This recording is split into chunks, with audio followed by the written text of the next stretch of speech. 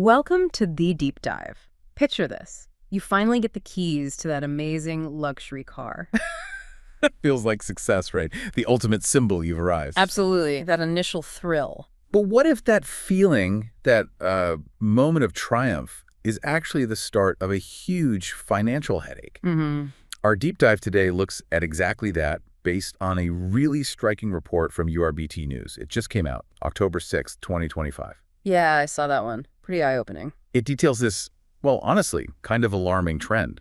Luxury car owners finding things so tough financially they're, and this is a quote, begging to return them. It's a real disconnect, isn't it? You assume if someone can buy the car, they can afford to keep the car. Exactly. So our goal here is really to pull apart that URBT report, look at the findings, and show you the mechanics behind this reversal. What financial forces, what market pressures are turning this dream into, well, a liability. Okay, let's get into it. If they manage the upfront cost, why is owning the car becoming such a nightmare? What's going wrong after they drive off the lot? Well, it really comes down to looking beyond that sticker price. Right. The URB2 report does a good job explaining the initial appeal.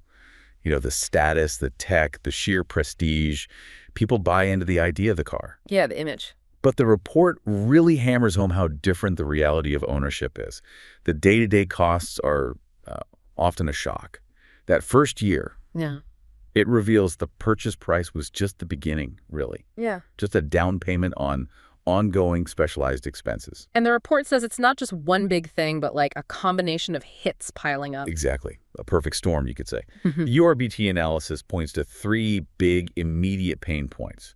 Really high maintenance costs, super fast appreciation, and then these surging insurance premiums. Okay, let's break those down. Maintenance first. How is it so different from, say, a regular family car? Well, the scale is just completely different. We're not talking about a standard oil change here. Yeah. Luxury cars often have proprietary parts, complex systems. The report mentions needing specialized diagnostic tools, manufacturer-certified mechanics, things like that. So even a simple fluid change could cost you 4, maybe 5 times what you'd expect for a standard vehicle. Okay, so it's the cost of exclusivity, basically. Limited parts, limited certified techs. Give us an example. What happens when something actually breaks? How bad can it get? Think about collision repairs. A lot of these high-end cars use special materials, right? Advanced aluminum, carbon fiber. Stuff that needs special handling. Precisely. So a minor bump, something you just hammer out on a normal car, might need a certified aluminum welding bay, specialized tools.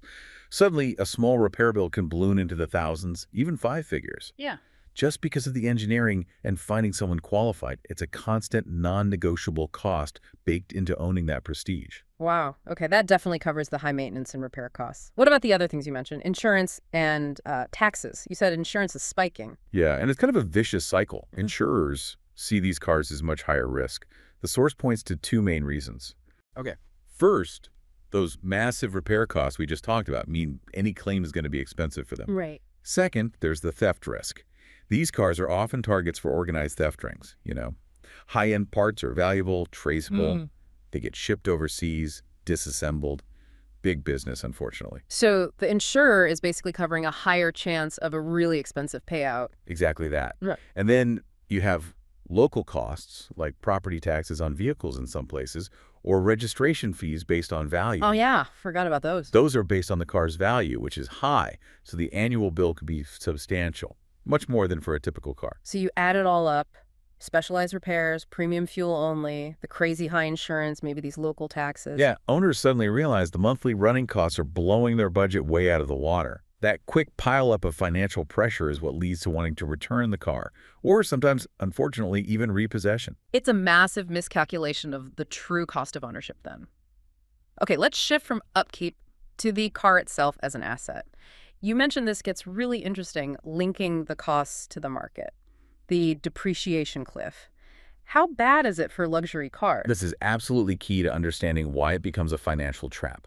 Luxury vehicles, especially ones loaded with cutting-edge tech that gets outdated quickly, they tend to lose value much faster than standard cars. Faster how? Like, give us some numbers. Well, a typical car might lose, say, 20–30% in the first 3 years. The URBT report suggests high-end luxury models. They can easily shed 40%, maybe even 50% or more in that same time frame. 50%. So your $150,000 car is worth $75,000 after 3 years. That's devastating. It is. especially if you're trying to sell it to escape those high running costs we just talked about. The asset itself is shrinking fast. So you owe more than it's worth. You're underwater. Precisely. Which is bad enough any time. But connect this to the bigger economic picture, like the report does. The current climate is making it so much worse. Right, the macro environment. How does inflation, economic uncertainty, how does that specifically squeeze these owners? Think about who might have bought these cars. Maybe during a boom time, right? Yeah. Perhaps they stretched a bit, used favorable financing. Okay. Now, you've got rising inflation eating into everyone's budget, maybe job insecurity, bonuses getting cut. Yeah. That car payment, plus all those extra costs, suddenly feels incredibly heavy. People have to reassess priorities. And that expensive-to-run luxury car, it becomes a prime candidate for cutting. So they realize they can't afford it, they try to sell, but then they hit another wall because everyone else is trying to sell too. That's the market consequence. A flood of these cars hitting the used market. There's saturation. Exactly. The report talks about this surge in people wanting to return or just sell quickly. Yeah. So the secondary market gets swamped with used luxury vehicles, late model, high-end cars. And that drives prices down even further. Right, across the board. So the owner trying to sell their 3-year-old car is now competing with tons of others in the same boat. It just tanks the value even more, making it almost impossible to get out without taking a massive financial hit. Which must create a nightmare for the dealerships too, right? The original sellers. The source mentions logistical and financial headaches for them. What's that look like on the ground? It means they've got a huge inventory problem they didn't expect. They're suddenly sitting on lots full of used luxury cars that are dropping in value and are hard to sell because, well, the pool of buyers who can afford them is tapped out or nervous. So they're stuck with depreciating assets. And they're under pressure to adapt, to figure out how to keep selling new cars while managing this glut of used ones. They need ways to make buyers feel safer, less exposed to these risks. Okay, so what are they trying? What solutions are dealerships putting in place to kind of ease the burden and make ownership seem less risky again? The report mentions a few specific things they're rolling out. Things like really comprehensive extended warranties to cover those big, scary repair bills. Addressing the maintenance fear. Exactly. And including maintenance packages in the finance deal, trying to make costs more predictable. But probably the most interesting tactic is offering guaranteed buyback options. Guaranteed buyback. How does that work? It directly tackles that depreciation cliff problem we talked about. Right, the value dropping fast. So the dealer essentially says, okay, buy this car, and in 3 years, we promise to buy it back from you for X amount, regardless of what the market does. Ah, so they're putting a floor under the resale value for the buyer. Exactly. Trying to remove that risk of ending up underwater. It makes the long-term cost seem more predictable, less scary for the consumer.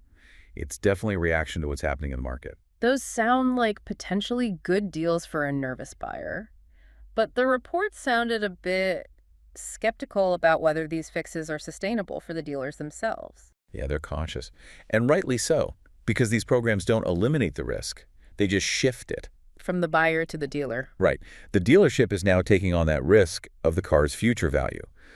The report explicitly says the long-term effectiveness, quote, remains to be seen.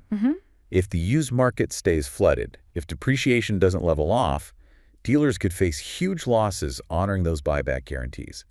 It feels a bit like a short-term Band-Aid on a deeper problem related to the economy and just the fundamental cost of these vehicles. So, wrapping this up, what's the big takeaway for our listener, someone maybe dreaming about that luxury car? I think the core message is you have to fundamentally rethink how you calculate the cost of status. It's not just the sticker price. Not even close. The real financial weight, the specialized maintenance, the insurance hikes, the premium fuel, that brutal depreciation, it often outweighs the perceived value of the status symbol. Especially, in an economy like this where predictability matters. And the URBT report's FAQ section had some practical alternatives too, didn't it? For people rethinking things. Yeah, you mentioned things like leaning more towards leasing. Yeah. That keeps the depreciation risk off your personal books. Right. Or just opting for more affordable, reliable models known for low ownership costs, even using public transport more. It's a real shift from chasing prestige to focusing on, well, fiscal common sense. Practicality. Which brings us back to that core advice from the source. You absolutely have to evaluate the true long-term cost before you sign on the dotted line for a luxury car. That purchase isn't just a celebration anymore. It's signing up for a specific, potentially very expensive financial path. Yeah. It really makes you ask, Yeah. at what point does that perceived value of status just not stack up against the real, quantifiable financial risks involved? That's the critical calculation everyone needs to make today.